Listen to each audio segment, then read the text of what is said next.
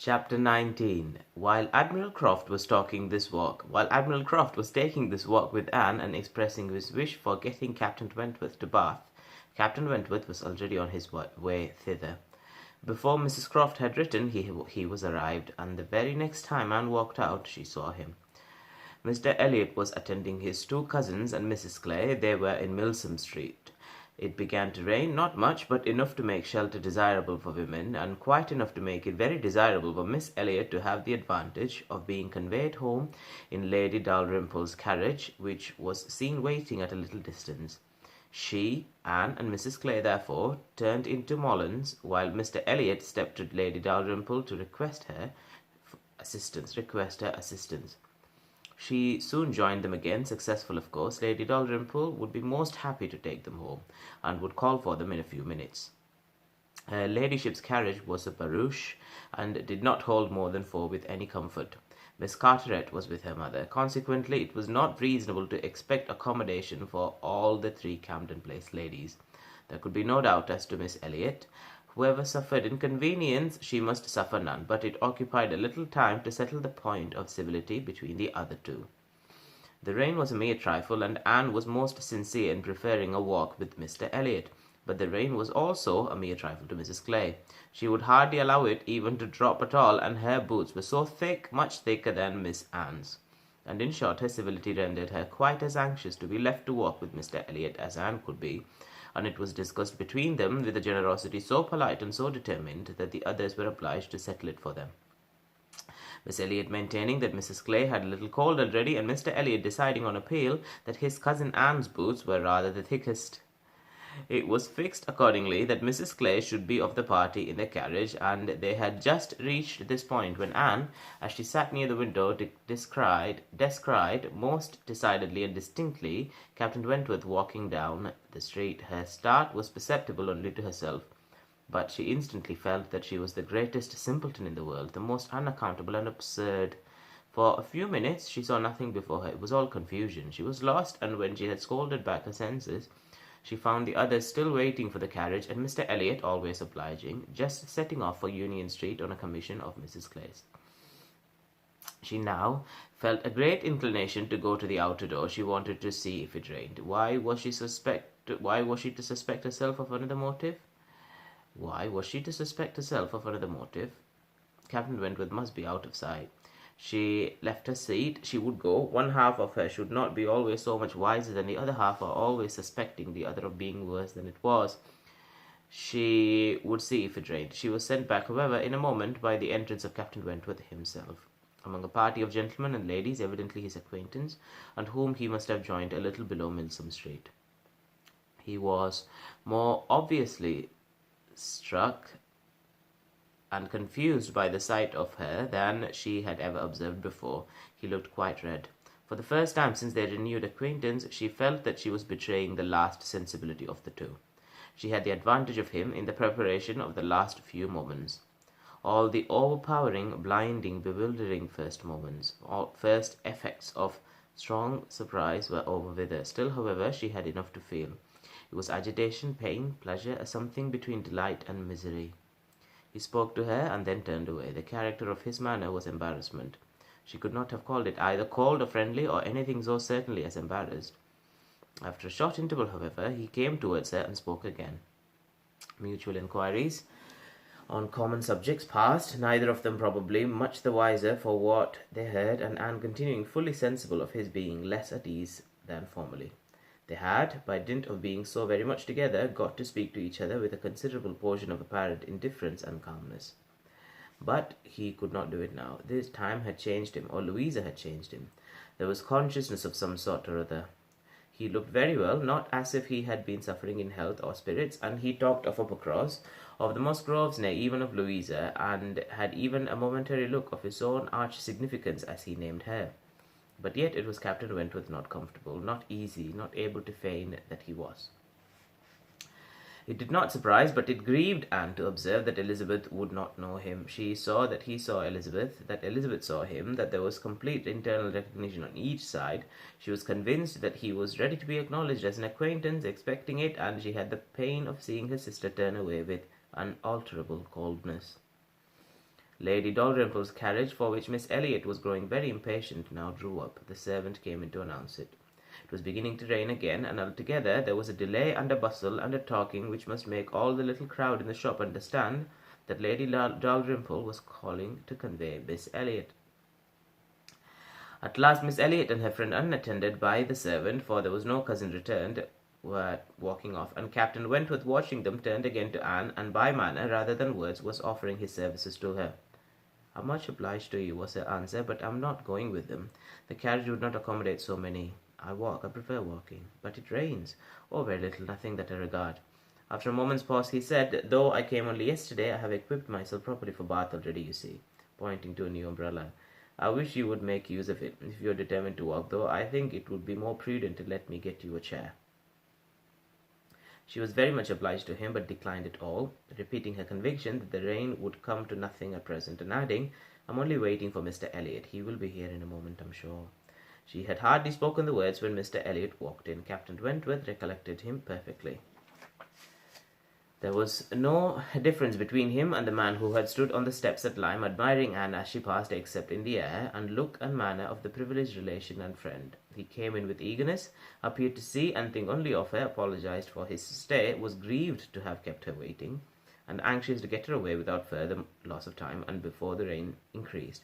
And in another moment they walked off together, her arm under his, a gentle and embarrassed glance, and a good morning to you being all that she had time for as she passed away. As soon as they were out of sight, the ladies of Captain Wentworth's party began talking of them. "Mr. Elliot does not dislike his cousin, I fancy." "Oh, no, that is clear enough. One can guess what will happen there. He's always with them, half lives in the family, I believe. What a very good-looking woman." "Yes, and Miss Atkinson, who dined with him once at the Wallaces, say he is the most agreeable man she ever was in company with." "She is pretty, I think, Anne Elliot, very pretty, when one comes to look at her. It is not the fashion to say so, but I confess I admire her more than her sister." "Oh, so do I, and so do I, no comparison. But the men are all wild after Miss Elliot. Anne is too delicate for them." Anne would have been particularly obliged to her cousin if he would have walked by her side all the way to Camden Place without saying a word. She had never found it so difficult to listen to him, though nothing could exceed his solicitude and care, and though his subjects were principally such as were wont to be always interesting, praise, warm, just, and discriminating of Lady Russell, and insinuations highly irrational against Mrs. Clay. But just now she could think only of Captain Wentworth. She could not understand his present feelings. Whether he were really suffering much from disappointment or not, until that point was settled, she could not be quite herself. She hoped to be wise and reasonable in time, but alas, alas, she must confess to herself that she was not wise yet. Another circumstance very essential for her to know was how long he meant to be in Bath. He had not mentioned it, or she could not recollect it. He might be only passing through, but it was more probable that he should be come to stay. In that case, so liable as everybody was to meet everybody in Bath, Lady Russell would in all likelihood see him somewhere. Would she recollect him? How would it all be? She had already been obliged to tell Lady Russell that Louisa Musgrove was to marry Captain Benwick. It had cost her something to encounter Lady Russell's surprise, and now, if she were by any chance to be thrown into company with Captain Wentworth, her imperfect knowledge of the matter might add another shade of prejudice against him. The following morning Anne was out with her friend, and for the first hour in an incessant and fearful sort of watch for him in vain. But at last, in returning down Pulteney Street, she distinguished him on the right-hand pavement, at such a distance as to have him in view the greater part of the street. There were many other men about him, many groups walking the same way, but there was no mistaking him. She looked instinctively at Lady Russell, but not from any mad idea of her recognizing him so soon as she did herself know. It was not to be supposed that Lady Russell would perceive him till they were nearly opposite. She looked at her, however, from time to time anxiously, and when the moment approached, which must point him out, though not daring to look again, for her own countenance, she knew, was unfit to be seen, she was yet perfectly conscious of Lady Russell's eyes being turned exactly in the direction for him, of her being, in short, intently observing him. She could thoroughly comprehend the sort of fascination he must possess over Lady Russell's mind, the difficulty it must be for her to withdraw her eyes, the astonishment she must be feeling that 8 or 9 years should to have passed over him, and in foreign climes, and in active service too, without robbing him of one personal grace. At last Lady Russell drew back her head. Now, how would she speak of him? You will wonder, said she, what has been fixing my eye so long, but I was looking after some window curtains which Lady Alicia and Mrs. Frankland were telling me of last night. They described the drawing-room window curtains of one of the houses on this side of the way and this part of the street as being the handsomest and best hung of any in Bath, but could not recollect the exact number, and I have been trying to find out which it could be, but I confess I can see no curtains hereabouts that answer their description. Anne sighed and blushed and smiled in pity and disdain either at her friend or herself. The part which provoked her most was that in all this waste of foresight and caution she should have lost the right moment for seeing whether he saw them. A day or two passed without producing anything.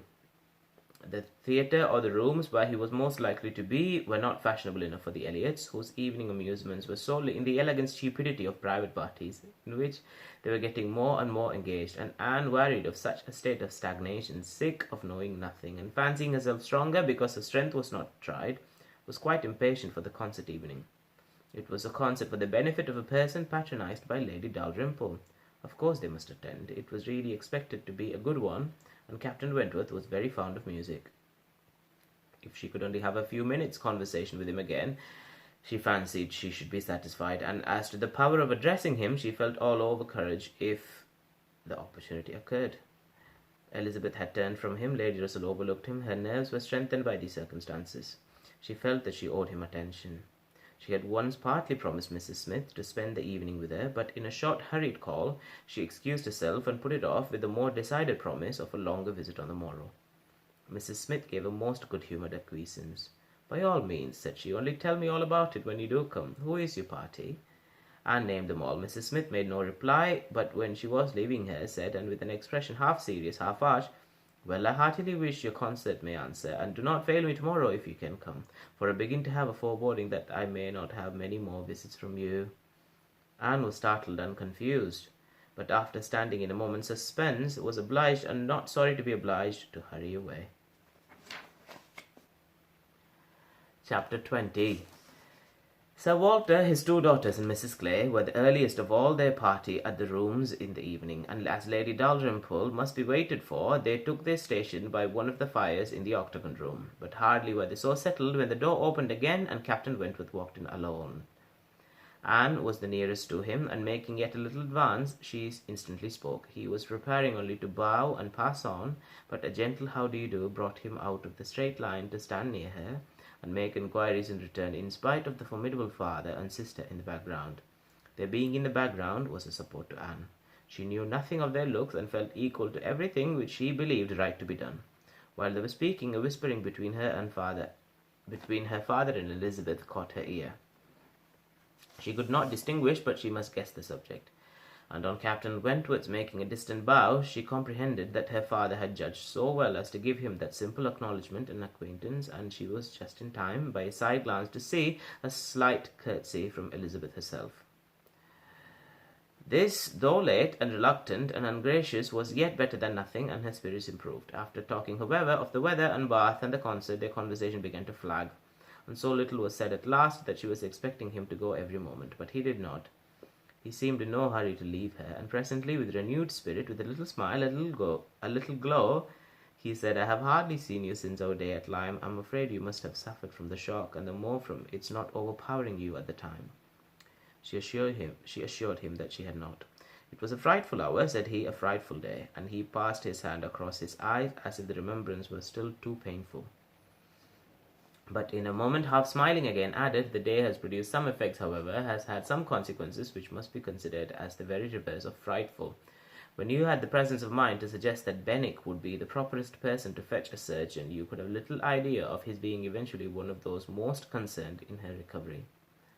"Certainly I could have none, but it appears I should hope it would be a very happy match. There are on both sides good principles and good temper." "Yes," said he, looking not exactly forward, "but there, I think, ends the resemblance. With all my soul, I wish them happy and rejoice over every circumstance in favour of it. They have no difficulties to contend with at home, no opposition, no caprice, no delays. The Musgroves are behaving like themselves most honourably and kindly, only anxious with true parental hearts to promote their daughter's comfort. All this is much, very much in favour of their happiness, more than perhaps. He stopped. A sudden recollection seemed to occur, and to give him some taste of that emotion which was reddening Anne's cheeks and fixing her eyes on the ground. After clearing his throat, however, he proceeded thus. I confess that I do think there is a disparity, too great a disparity, and in a point no less essential than mind. I regard Louisa Musgrove as a very amiable, sweet-tempered girl, and not deficient in understanding, but Benwick is something more. He is a clever man, a reading man, and I confess that I do consider his attaching himself to her with some surprise. Had it been the effect of gratitude, had he learned to love her, because he believed her to be preferring him, it would have been another thing, but I have no reason to suppose it so. It seems, on the contrary, to have been a perfectly spontaneous, untaught feeling on his side, and this surprises me. A man like him, in his situation, with a heart pierced, wounded, almost broken. Fanny Harville was a very superior creature, and his attachment to her was indeed attachment. A man does not recover from such a devotion of the heart to such a woman. He ought not, he does not. Either from the consciousness, however, that his friend had recovered, or from some other consciousness, he went no farther. And Anne, who, in spite of the agitated voice in which the latter part had been uttered, and in spite of all the various noises of the room, the almost ceaseless slam of the door and ceaseless buzz of persons walking through, had distinguished every word, was struck, gratified, confused, and beginning to breathe very quick and feel 100 things in a moment. It was impossible for her to enter on such a subject, and yet, after a pause, feeling the necessity of speaking, and having not the smallest wish for a total change, she only deviated so far as to say, "You were a good while at Lyme, I think, about a fortnight. I could not leave it till Louisa's doing well was quite ascertained. I had been too deeply concerned in the mischief to be soon at peace. It had been my doing, solely mine. She would not have been obstinate if I had not been weak. The country round Lyme is very fine. I walked and rode a great deal, and the more I saw, the more I found to admire. I should very much like to see Lyme again," said Anne. "Indeed, I should not have supposed that you could have found anything in Lyme to inspire such a feeling. The horror and distress you were involved in, the stretch of mind, the wear of spirits. I should have thought your last impressions of Lyme must have been strong disgust." "The last few hours were certainly very painful," replied Anne, "but when pain is over, the remembrance of it often becomes a pleasure. One does not love a place the less for having suffered in it, unless it has been all suffering, nothing but suffering, which was by no means the case at Lyme. We were only in anxiety and distress during the last 2 hours, and previously there had been a great deal of enjoyment, so much novelty and beauty. I have travelled so little that every fresh place would be interesting to me, but there is real beauty at Lyme, and in short, with a faint blush at some recollection, altogether my impressions of the place are very agreeable." As she ceased, the entrance door opened again, and the very party appeared for whom they were waiting. Lady Dalrymple, Lady Dalrymple," was the rejoicing sound. Lady Dalrymple was the rejoicing sound, and with all the eagerness compatible with anxious elegance, Sir Walter and his 2 ladies stepped forward to meet her. Lady Dalrymple and Miss Carteret, escorted by Mr. Elliot and Colonel Wallis, who had happened to arrive nearly at the same instant, advanced into the room. The others joined them, and it was a group in which Anne found herself also necessarily included. She was divided from Captain Wentworth. Their interesting, almost too interesting conversation must be broken up for a time, but slight was the penance compared with the happiness which brought it on. She had learnt in the last 10 minutes more of his feelings towards Louisa, more of all his feelings than she dared to think of, and she gave herself up to the demands of the party, to the needful civilities of the moment. With exquisite though agitated sensations, she was in good humour withal. She had received ideas which disposed her to be courteous and kind to all, and to pity everyone as being less happy than herself. The delightful emotions were a little subdued when, on stepping back from the group to be joined again by Captain Wentworth, she saw that he was gone. She was just in time to see him turn into the concert room. He was gone, he had disappeared. She felt a moment's regret, but they should meet again. He would look for her, he would find her out long before the evening were over, and at present, perhaps, it was as well to be asunder. She was in need of a little interval for recollection. Upon Lady Russell's appearance soon afterwards, the whole party was collected, and all that remained was to marshal themselves and proceed into the concert room, and be of all the consequence in their power, draw as many eyes, excite as many whispers, and disturb as many people as they could. Very, very happy were both Elizabeth and Anne Elliot as they walked in, Elizabeth arm in arm with Miss Carteret, and looking on the broad back of the Dowager Viscountess Dalrymple before her, had nothing to wish for which did not seem within her reach. And Anne, but it would be an insult to the nature of Anne's felicity to draw any comparison between it and her sister's, the origin of one all selfish vanity, of the other all generous attachment.